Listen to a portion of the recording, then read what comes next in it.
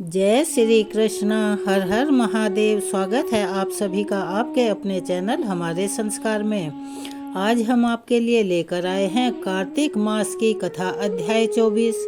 लेकिन उससे पहले चलिए मेरे साथ एक बार सभी बोलिए, शांताकारं भुजगशयनं पद्मनाभं सुरेशं विश्वधारं गगनसदृशं मेघवर्णं शुभांगं लक्ष्मीकान्तं कमलनयनं योगमहृद्यानगमयनं वन्दे विष्णु भवभयहरं सर्वलोकैकनाथं। परमपिता परमेश्वर की कृपा आप सभी पर हमेशा बनी रहे। अब हम सुनाने जा रहे हैं कथा का आगे का वृतांत। राजा पृथु ने नारद जी से पूछा कि हे मुनि, आपने कार्तिक और माघ के स्नान का महान फल तो हमें बतला दिया, अब उनमें किए जाने वाले स्नान का विधि विधान और उन नियमों को भी बता दीजिए। यह सुनकर नारद जी बोले कि हे राजन, तुम भगवान विष्णु के अंश से उत्पन्न हुए हो। तुम्हारे लिए कोई भी बात ऐसी नहीं है जिसे तुम ना जानते हो। फिर भी अगर तुम पूछते हो तो मैं कार्तिक के परम उत्तम महात्म्य का तुमसे वर्णन कर रहा हूँ। ध्यान से सुनो। आश्विन माह के शुक्ल पक्ष में जो एकादशी आती है, उसी दिन आलस को छोड़कर कार्तिक के उत्तम व्रतों का तुम नियम ग्रहण करो। व्रत करने वाला पुरुष पहर भर रात बाकी रहे, यानी कि ब्रह्म मुहूर्त हो, तभी उठे और जल सहित लोटा लेकर गांव से बाहर नैऋत्य कोण में जाए। दिन और संध्या के समय उत्तर दिशा की ओर मुंह करके, और अगर रात्रि है तो दक्षिण की ओर मुंह करके मलमूत्र का त्याग करें। पहले जनेऊ को दाहिने कान पर चढ़ा लें और भूमि को तिनके से ढककर अपने मस्तक को वस्त्र से आच्छादित कर लें, यानी ढक लें। शौच करते हुए समय मुंह को यत्न पूर्वक बंद रखें। अपना मुंह कभी ना खोलें, ना ही थूकें और ना ही मुंह से ऊपर की ओर सांस खींचें। मल त्याग के बाद गुदा भाग और हाथ को इस प्रकार से धोएं जिससे कि मल का लेप और दुर्गंध पूरी तरह से दूर हो जाए। इस कार्य में आलस नहीं करना चाहिए। 5 बार गुदा में, 10 बार दाएं हाथ में तथा 7-7 बार दोनों हाथों में मिट्टी लगाकर धोएं। फिर 1 बार लिंग में, 3 बार बाएं हाथ में और 2 बार दोनों हाथों में मिट्टी लगाकर धोएं। यह गृहस्थ के लिए शौच की विधि बताई गई है, जो हमारे वेद शास्त्रों में वर्णित है। ब्रह्मचारियों के लिए तो इससे दुगना, वानप्रस्थ के लिए 3 गुना और सन्यासियों के लिए 4 गुना कर्म करने का विधि विधान है। रात को दिन की अपेक्षा आधे शौच अर्थात मिट्टी लगाकर धोने का नियम है। रास्ता चलने वाले व्यक्ति के लिए, स्त्री के लिए और शूद्रों के लिए उससे भी आधे शौच का विधान है। शौच कर्म से हीन पुरुष की समस्त क्रियाएं निष्फल होती हैं। जो अपने मुंह को अच्छी तरह से साफ नहीं रखता, उसके उच्चारण किए हुए मंत्र फलदायी नहीं होते। इसीलिए प्रयत्न पूर्वक दांत और जीभ की शुद्धि अवश्य ही करनी चाहिए। गृहस्थ पुरुष किसी दूध वाले वृक्ष की 12 अंगुल की लकड़ी लेकर दातुन करे, किंतु यदि घर में पिता की श्राद्ध तिथि या फिर व्रत हो तो उस दिन दातुन नहीं करना चाहिए। दातुन करने से पहले वनस्पति देवता से इस प्रकार से प्रार्थना करें, कहें, आयुर्बलम यशोवच प्रजापसु वसूनीच ब्रह्मा प्रज्ञाम च मेधाम च त्वं नो देहे वनस्पति, अर्थात हे वनस्पति, आप मुझे आयु, बल, यश, तेज, संतति, पशु, धन, ब्रह्म ज्ञान और स्मरण शक्ति प्रदान करें। इस मंत्र का उच्चारण करके दातुन से दांतों को साफ करें। प्रतिपदा यानी के प्रथमा, अमावस्या, नवमी, षष्ठी, रविवार और चंद्रमा तथा सूर्य के ग्रहण के दिन दांत दातुन से साफ नहीं करने चाहिए। व्रत और श्राद्ध के दिन भी लकड़ी के दातुन करना वर्जित है। ऐसे दिनों में आप जल से 12 बार कुल्ले करके अपने मुख को शुद्ध करने का विधि विधान बताया गया है। कांटेदार वृक्ष, कपास, सिंधुवार, ब्रह्म वृक्ष जो लोग नहीं जानते उनके लिए हम बता रहे हैं, उस पलाश के वृक्ष को कहा जाता है। बरगद, अरंड और दुर्गंध युक्त वृक्षों की लकड़ी को दातुन के काम में नहीं लेना चाहिए। फिर स्नान करने के बाद भक्ति और विश्वास के साथ प्रसन्नचित होकर चंदन, फूल और तांबूल आदि की तथा पूजा की सभी सामग्री लेकर भगवान विष्णु अथवा शिव के मंदिर में जाएं। वहां पर भगवान को अलग अलग पाद्य, अर्घ आदि उपचार अर्पण करके फिर उनकी स्तुति करें और पुनः नमस्कार करके गीत आदि मांगलिक उत्सव का प्रबंध करें। ताल, वेणु और मृदंग आदि बाजों के साथ भगवान के सामने नृत्य और गान करने वाले लोगों का भी तांबुल आदि के द्वारा सत्कार करें। जो भगवान के मंदिर में गान करते हैं यानी कीर्तन करते हैं, वे साक्षात विष्णु का स्वरूप हैं। कलयुग में की हुई यज्ञदान और तप भक्ति से युक्त होने पर भी जगत गुरु भगवान को संतोष देने वाले होते हैं। हे राजन, एक बार मैंने भगवान से पूछा कि देवेश्वर आप कहाँ पर निवास करते हैं? तो वे मेरी भक्ति से संतुष्ट होकर मुझसे बोले कि नारद, ना तो मैं बैकुंठ में निवास करता हूँ, ना ही मैं योगियों के हृदय में निवास करता हूँ। मेरे भगत जहाँ मेरा गुणगान करते हैं, मैं तो वहीं पर रहता हूँ। यदि मनुष्य गंध, पुष्प आदि के द्वारा मेरे भक्तों का पूजन करते हैं तो उससे मुझे जितनी अधिक प्रसन्नता होती है, उतनी तो स्वयं मेरी पूजा करने से भी मुझे नहीं मिलती। जो मूर्ख मानव मेरी पौराणिक कथा और मेरे भक्तों का गान यानी कीर्तन सुनकर उनकी निंदा किया करते हैं, वे मेरे द्वेष के पात्र बनते हैं, यानी मैं उन पर क्रोधित हो जाता हूँ। सिरस, धतूरा, गिरिजा, मलिका मालती के पौधे को कहा जाता है। सिंबल, मदार और कनेर के फूलों से तथा अक्षतों के द्वारा श्री विष्णु की पूजा कभी भी नहीं करनी चाहिए। जवा, कुसुम, कुंद, सिरस, जूही, मालती और केवड़े के फूलों से शंकर जी का पूजन नहीं किया जाता, इन्हें निषेध बताया गया है। लक्ष्मी प्राप्ति की अगर आप इच्छा रखते हैं तो उन प्राणियों को तुलसी दल से कभी भी गणेश जी की पूजन नहीं करनी चाहिए। दूर्वा दल से दुर्गा देवी का पूजन ना करें और अगस्त के फूलों से सूर्य देव का कभी भी पूजन ना करें। इसके अतिरिक्त जो उत्तम पुष्प है वे सदा ही सब देवताओं की पूजा के लिए अच्छे माने गए हैं। इस प्रकार पूजा विधि पूर्ण करके देवाधिदेव भगवान से क्षमा प्रार्थना करें। मंत्र कुछ इस प्रकार है। अगर आप मंत्र का उच्चारण सही से ना कर पाए तो जो आप जानते हैं उसके अनुसार आप हिंदी में भी बोल सकते हैं, क्योंकि भगवान तो हमेशा भाव और श्रद्धा के भूखे होते हैं। लेकिन आपकी सुविधा के लिए हम ये मंत्र बताए दे रहे हैं। मंत्रहीनम क्रियाहीनम भक्तिहीनम सुरेश्वरम यत पूजितम मया देव परिपूर्णम तदस्तु में। अर्थात हे देवेश्वर, हे देव, मेरे द्वारा किए गए आपके पूजन में मंत्र विधि या भक्ति की अगर कमी हुई हो वह सब आपकी कृपा से पूर्ण हो जाए। उसके पश्चात प्रदक्षिणा यानी परिक्रमा करके दंडवत प्रणाम करें और पुनः भगवान से अपनी गलतियों के लिए क्षमा याचना करते हुए कीर्तन और गायन आदि समाप्त करें। जो इस कार्तिक की रात्रि में भगवान विष्णु अथवा शिवजी की भली भांति पूजा करते हैं वे मनुष्य पापहीन होकर अपने पूर्वजों के साथ श्री विष्णु धाम में जाते हैं।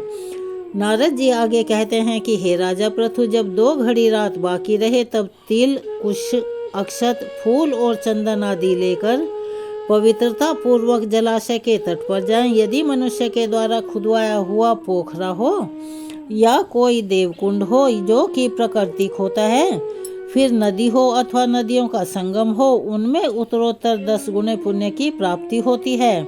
और यदि तीर्थ में स्नान करें तो उसका अनंत फल माना गया है।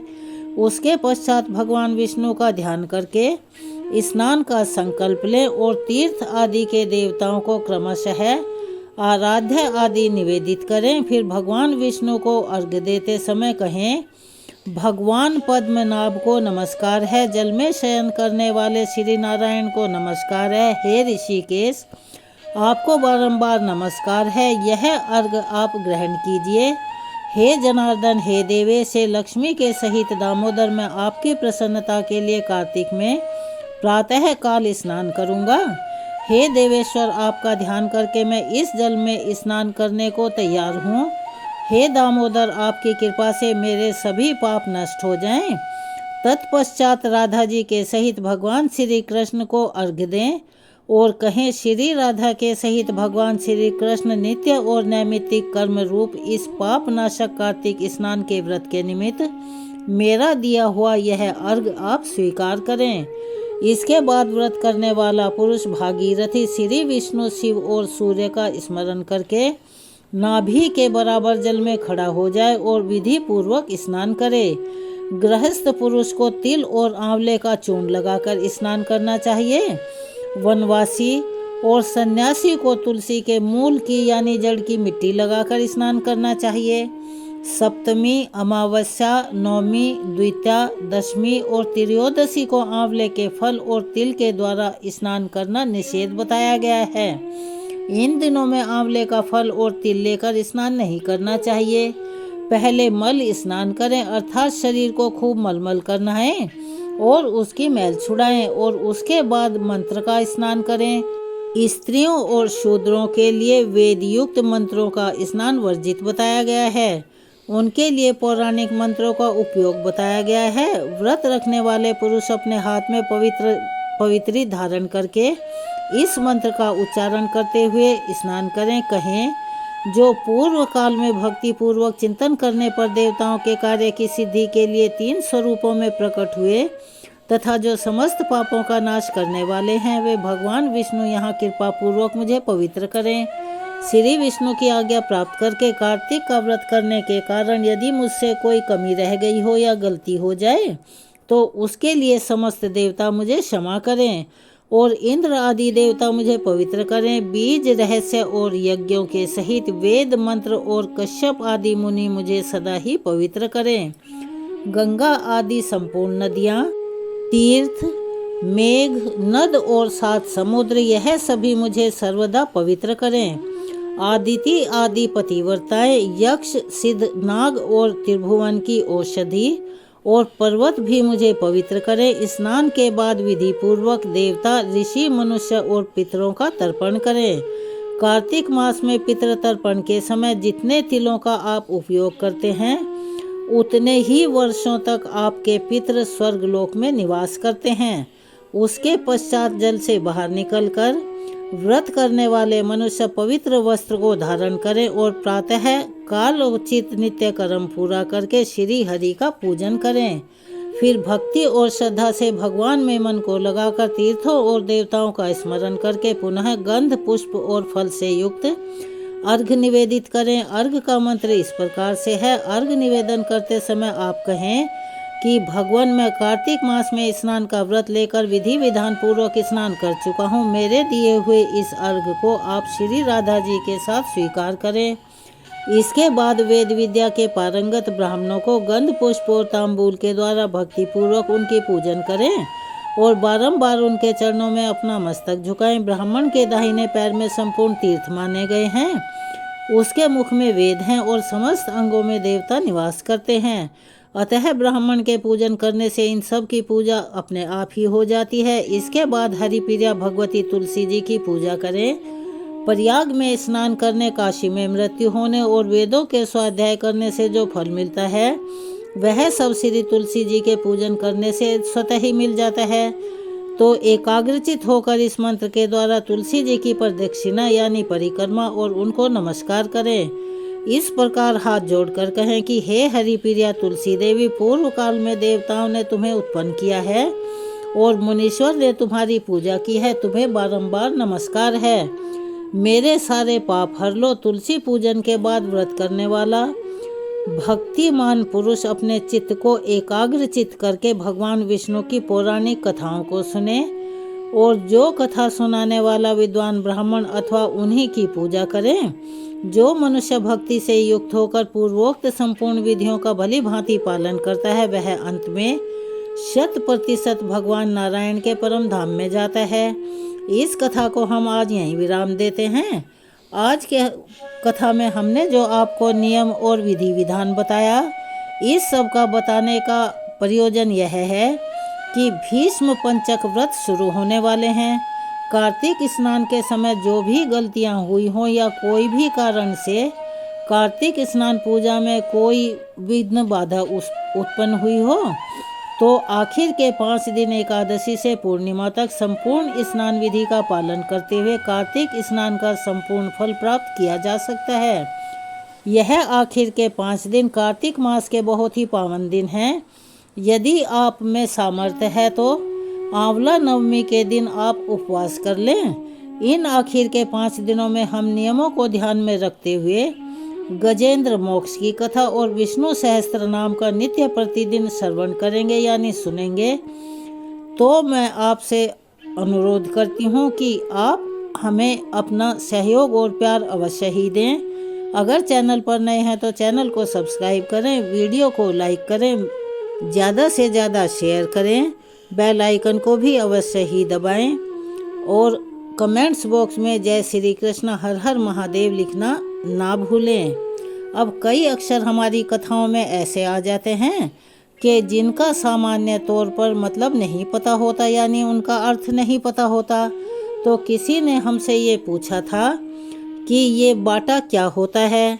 अब हम आपको बता रहे हैं, खाना बनाने के बाद जो आटा बचता है उसे आखिर में थोड़ा मोटा बचाना चाहिए, यानी मोटी लोई बनाकर उसकी एक मोटी रोटी सेकी जाती है, जिसे कहा जाता है कि जो भी स्त्री या कन्या या बहू जो भी रोटी बनाती है तो वह उसके मायके की भरी पूरी जिंदगी के लिए वहाँ पर अन्न धन की कमी ना हो, उसके लिए वह रोटी मोटी बनाई जाती है। यह हमारे वेद शास्त्रों में भी लिखा है और हमारे पूर्वज भी बताया करते थे, तो उसमें हर्ज कुछ नहीं है। वह रोटी बनाकर कुत्ते को खिलाई जाती है। पहली रोटी गाय की होती है और आखिर की कुत्ते की होती है। तो कभी भी आप भूल से भी पीछे वाली जो आखिरी रोटी होती है, बेशक उसमें थोड़ा सा आटा और गूंथ कर मिलाएं या बचा हुआ ही इतना हो, उस रोटी को हमेशा मोटी ही बनाना चाहिए।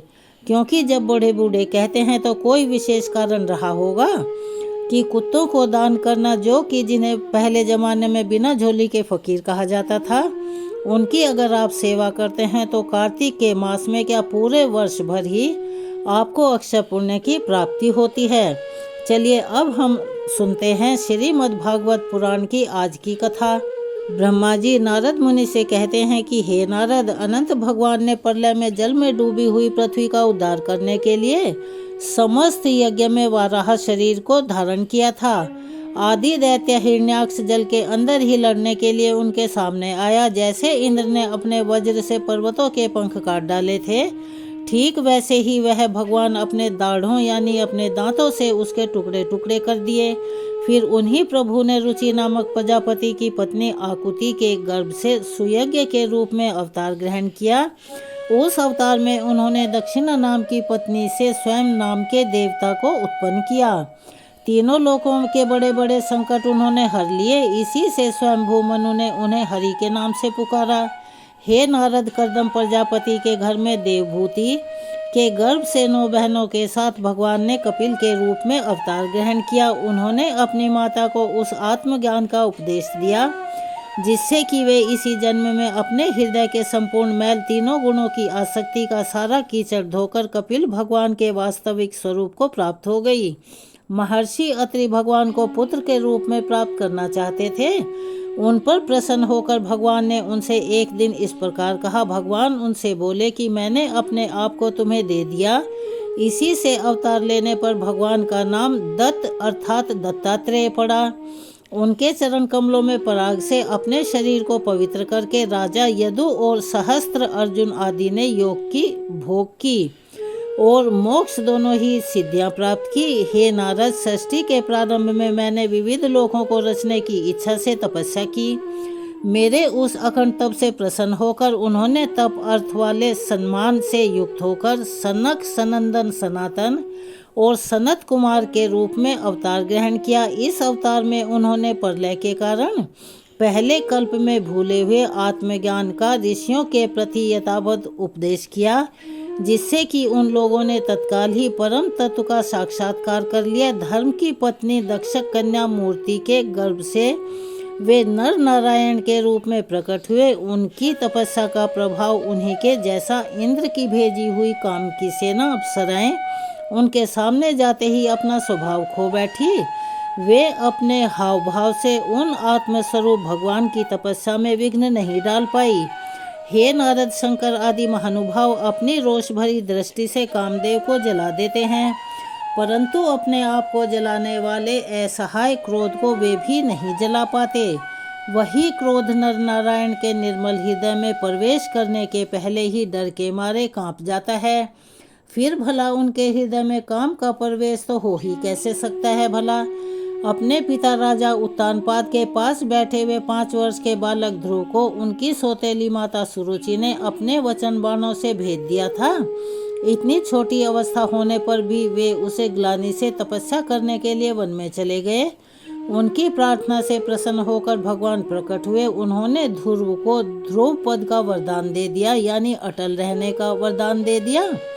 आज भी ध्रुव के ऊपर नीचे प्रदक्षिणा करते हुए दिव्य महर्षिगण उनकी स्तुति किया करते हैं। कुमार्गामी वेन का ऐश्वर्य और पुरुष ब्राह्मणों के हुंकार रूपी वज्र से जलकर भस्म हो गया।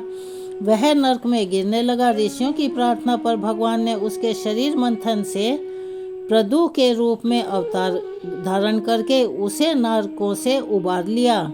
इस प्रकार पुत्र शब्द को चरितार्थ किया।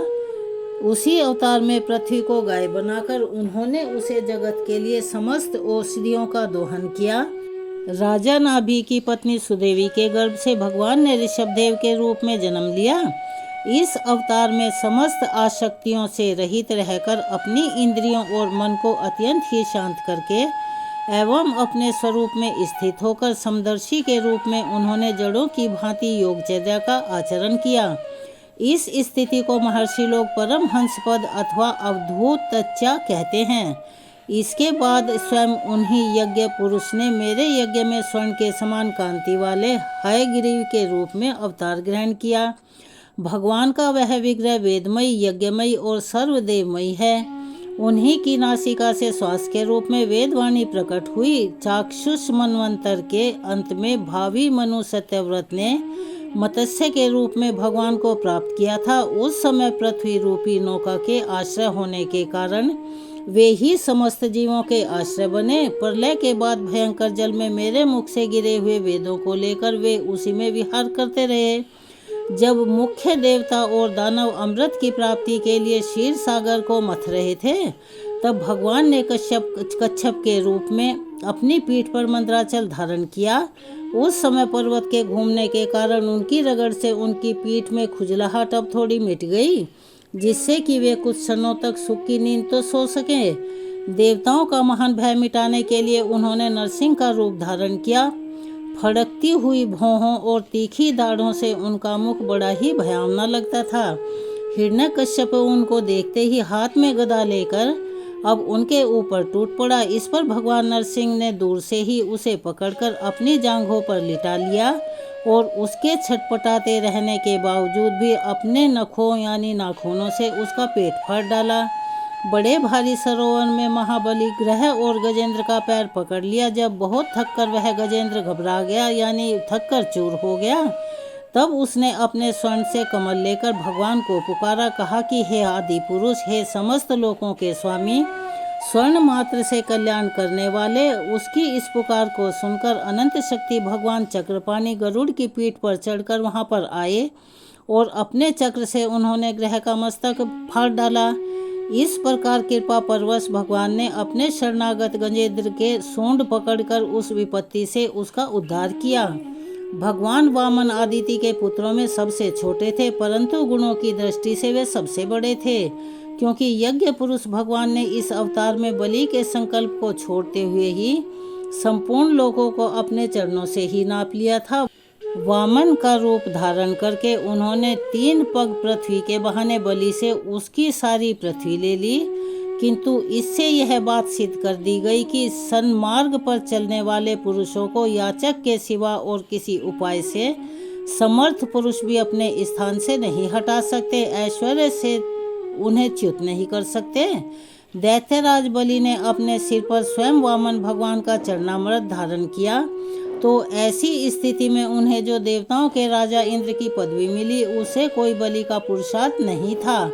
उन्होंने गुरु शुक्राचार्य के मना करने पर भी वे अपनी प्रतिज्ञा से नहीं हटे, और तो क्या, भगवान का तीसरा पग पूरा करने के लिए उन्होंने उनके चरणों को अपने सिर पर रखा और अपने आप को भी समर्पित कर दिया। हे नारद, तुम्हारे अत्यंत प्रेम भाव से परम प्रसन्न होकर हंस के रूप में भगवान ने तुम्हें योग, ज्ञान और आत्म तत्व को प्रकाशित करने वाले भगवत धर्म का उपदेश किया। वह केवल भगवान के शरणागत भक्तों को ही सुगमता से मिलता है। वे ही भगवान स्वयंभू आदि मन मंत्रों और मनु के रूप में अवतार लेकर मनोवंश की रक्षा करते हुए दसों दिशाओं में अपने सुदर्शन चक्र के समान तेज से बेरोक टोक निष्कंटक राज्य करते हैं। तीनों लोकों के ऊपर सत्यलोक तक उनके चरित्रों की कमनीय कीर्ति फैल जाती है और उसी रूप में वे समय समय पर पृथ्वी के भार और दुष्ट राजाओं का दमन भी करते हैं। सुनामधन्य भगवान धन्वंतरी अपने नामों से ही बड़े बड़े रोगियों के रोग तत्काल नष्ट कर देते हैं। उन्होंने अमृत पिलाकर देवताओं को अमर कर दिया और दैत्यों के द्वारा हरण किए हुए उनके यज्ञ भाग उन्हें फिर से दिलवा दिए। उन्होंने ही अवतार लेकर संसार में आयुर्वेद का प्रवर्तन किया। जब संसार में ब्राह्मण द्रोही, आर्य मर्यादा का उल्लंघन करने वाले नारकीय अक्षत्रिय अपने नाश के लिए ही दयावश बढ़ जाते हैं और पृथ्वी के कांटे बन जाते हैं, तब भगवान महापराक्रमी परशुराम के रूप में अवतीर्ण होकर अपनी तीखी धार वाले परसे से 21 बार उनका संहार करते हैं। मायापति भगवान हम पर अनुग्रह करने के लिए अपनी कलाओं से भरत, शत्रुघ्न और लक्ष्मण के साथ श्री राम के रूप में इक्ष्वाकु के वंश में अवतीर्ण होते हैं। इस अवतार में अपने पिता की आज्ञा का पालन करने के लिए अपनी पत्नी और छोटे भाई लक्ष्मण के साथ वे वन में निवास करते हैं। उसी समय उनसे विरोध करके रावण उनके हाथों मरता है। त्रिपुर विमान को जलाने के लिए उद्यत शंकर के समान जिस समय भगवान राम शत्रु की नगरी लंका को भस्म करने के लिए समुद्र तट पर गए, उस समय सीता के वियोग के कारण बढ़ी हुई क्रोध की अग्नि से उनकी आंखें इतनी लाल हो रही थी, जिनमें से अग्नि की ज्वाला निकल रही थी। उनकी दृष्टि से ही समुद्र के जो मगरमच्छ, सांप और ग्रह आदि जीव थे, वो सभी जलन महसूस करने लगे और भय से थरथर कांपता हुआ समुद्र झटपट उनको मार्ग दे देता है। जब रावण की कठोर छाती से टकराकर इंद्र के वाहन ऐरावत हाथी के दांत चूर चूर होकर चारों दिशाओं में बिखर गए, जिससे कि दिशाएं सभी सफेद हो गई, तब दिग्विजय रावण घमंड से फूलकर हंसने लगा कि अहो, मैंने तो बहुत बड़ा कार्य कर दिया है। वही रावण जब श्री रामचंद्र जी की पत्नी सीता जी को हर के ले जाता है और लड़ाई के मैदान में उनसे लड़ने के लिए गर्वपूर्वक आता है, तब भगवान श्री राम के धनुष की टंकार से ही उसका समस्त घमंड प्राणों के साथ ही एक क्षण में विलीन हो जाता है। जिस समय झुंड के झुंड दैत्य पृथ्वी को रोन डालने, उस समय उनका भार उतारने के लिए भगवान अपने सफेद और काले केश से बलराम और श्री कृष्ण के रूप में कला अवतार ग्रहण करेंगे। वे अपनी महिमा को प्रकट करने वाले इतने अद्भुत चरित्र करेंगे कि संसार के मनुष्य उनकी लीलाओं का रहस्य बिल्कुल नहीं जान पाएंगे। बचपन में ही पूतना के प्राण हर लेना, 3 महीने की अवस्था में अपने पैर से बड़ा भारी छकड़ा उलट देना, घुटनों के बल चलते हुए आकाश को छूने वाले यम अर्जुन वृक्षों के बीच में जाकर उनको उखाड़ देना, यह सब ऐसे कार्य और कर्म थे जिन्हें भगवान के सिवाय और कोई नहीं कर सकता था।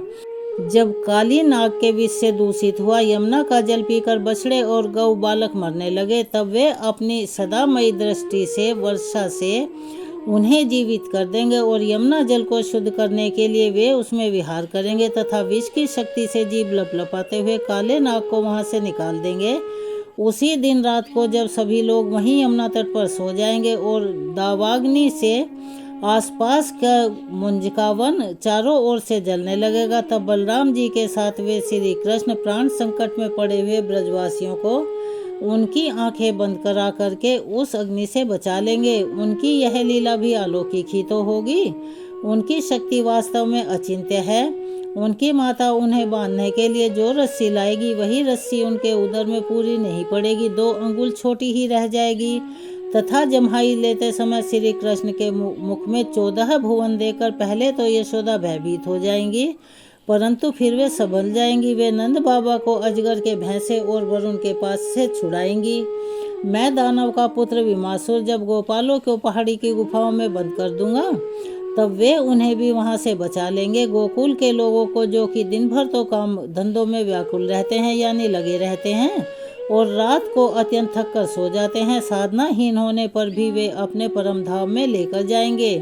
हे निष्पाप नारद, जब श्री कृष्ण की सलाह से गोप लोग इंद्र का यज्ञ बंद कर देंगे और इंद्र ब्रजभूमि का नाश करने के लिए चारों ओर से मूसलाधार वर्षा करने लगेंगे, उससे उनकी तथा उनके पशुओं की रक्षा करने के लिए भगवान कृपा के परवश होकर 7 वर्ष की अवस्था में ही 7 दिनों तक गोवर्धन पर्वत को एक ही हाथ से छत्रक पुष्प अर्थात कुकुर मुत्ते की भांति खेल ही खेल में धारण किए रहेंगे।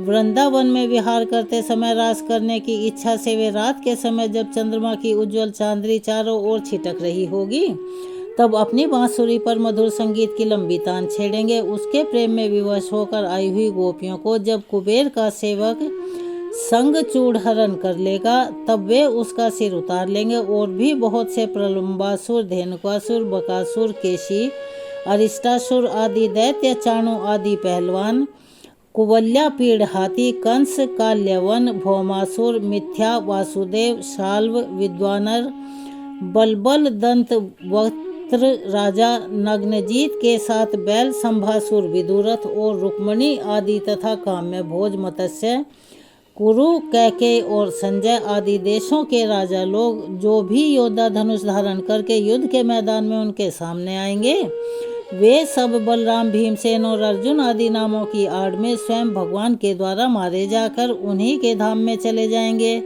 समय के फेर से लोगों की समझ कम हो जाती है और आयु कम होने लगती है। उस समय जब भगवान देखते हैं कि अब लोग मेरे तत्व को बतलाने और वेदवाणी को समझने में असमर्थ होते जा रहे हैं, तब प्रत्येक कल्प में सत्यवती के गर्भ से व्यास के रूप में प्रकट होकर वेद रूपी वृक्ष का विभिन्न शाखाओं के रूप में वो विभाजन कर देते हैं।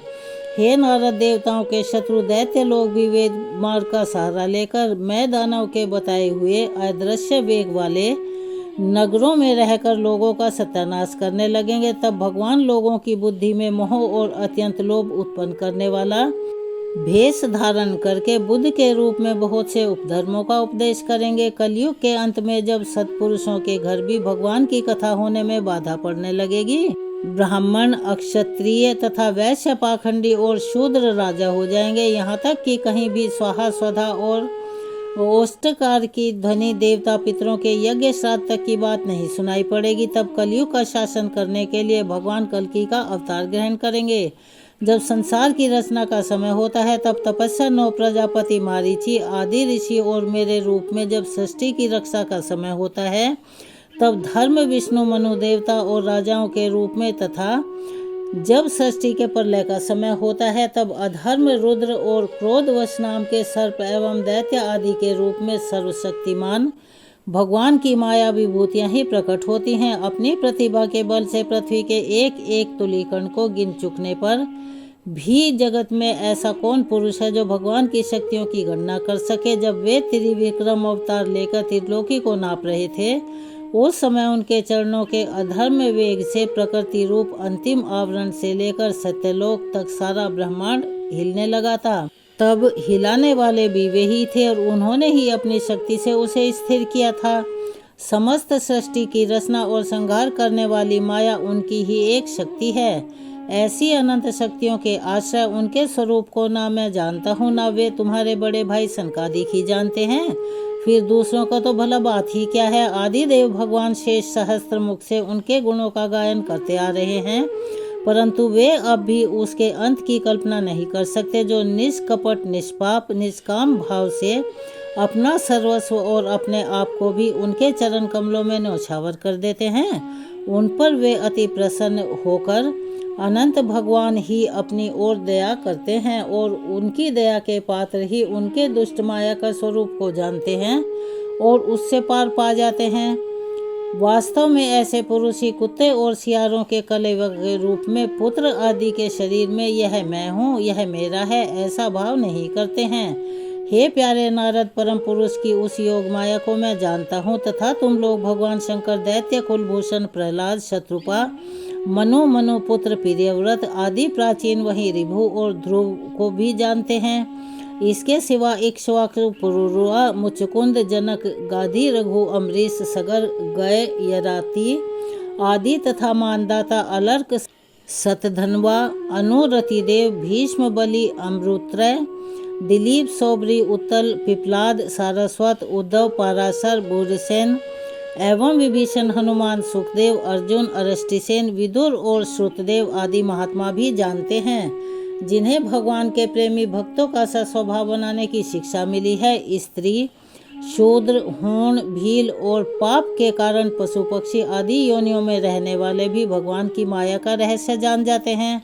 और इस संसार सागर में सदा के लिए पार हो जाते हैं। फिर जो लोग वैदिक सदाचार का पालन करते हैं, उनके संबंध का तो भला कहना ही क्या है। परमात्मा का वास्तविक स्वरूप एक रस, शांत, अभय एवं केवल ज्ञान स्वरूप है।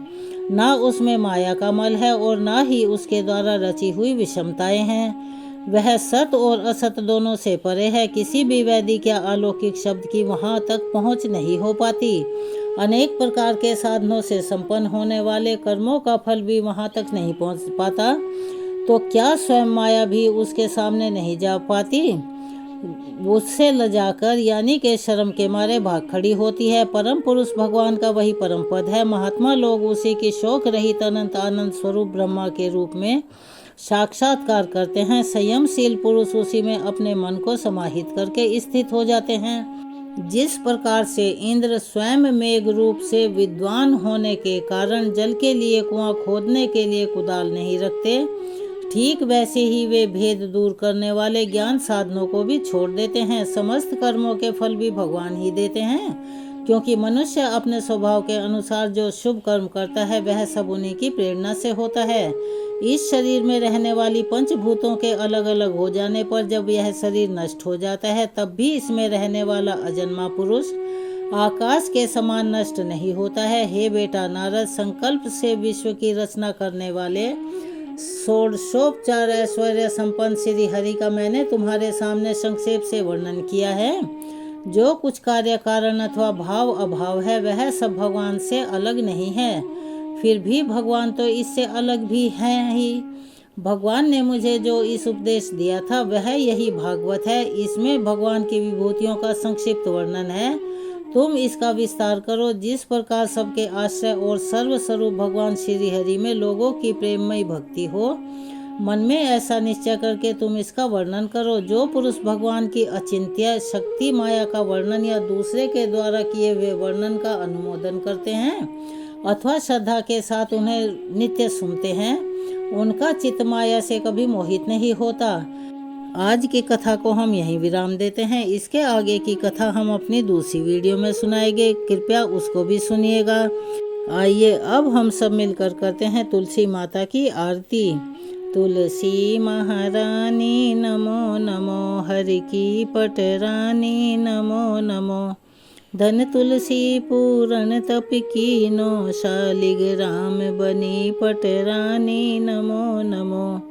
जाके पत्र मंजरी कोमल, श्रीपति कमल चरण लपटानी नमो नमो। तुलसी महारानी नमो नमो, हरि की पटरानी नमो नमो। कौन महीने बोई रानी तुलसी, कौन महीने बोई रानी तुलसी, कौन महीने हुई हरियाली नमो नमो। तुलसी महारानी नमो नमो, हरि की पटरानी नमो नमो। कौन महीने हुई तेरी पूजा, कौन महीने हुई पटरानी नमो नमो। तुलसी महारानी नमो नमो। आषाढ़ मास में बोई रानी तुलसी, सावन महीने हुई हरियाली नमो नमो। तुलसी महारानी नमो नमो, हरि की पटरानी नमो नमो।